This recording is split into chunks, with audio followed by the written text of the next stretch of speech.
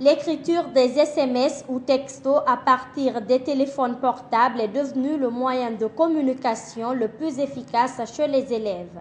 La plupart d'entre eux utilisent des formes d'écriture pas conformes à la règle grammaticale.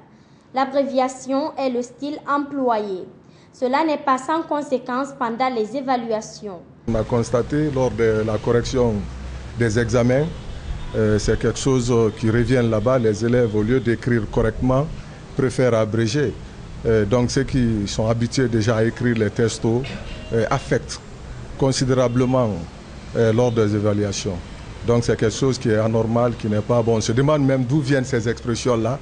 Quelques élèves interrogés justifient cette pratique par la rapidité et l'économie des pages. D'autres, par contre, ne l'approuvent pas. Avant, on écrivait avec les longues phrases, on écrivait tout à la fois. Mais actuellement, avec l'abréviation, on essaie de réduire. Ça diminue aussi la perte des crédits. J'ai arrêté cette pratique parce que j'ai senti que ça joue sur la formation. En abrégeant, on oublie les orthographes. En écrivant correctement, ça nous forme nous-mêmes. Cet enseignant lance un appel aux élèves afin d'abandonner cette méthode d'écriture.